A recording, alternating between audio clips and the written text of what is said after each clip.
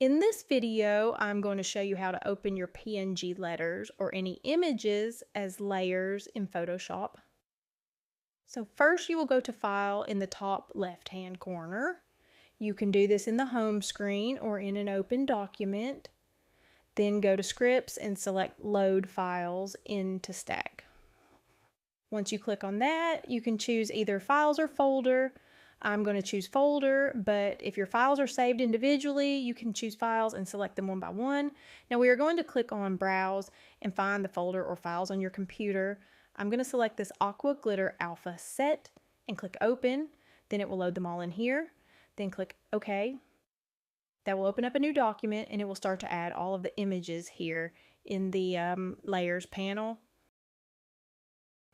And now we have all of the images added as individual layers in this one document.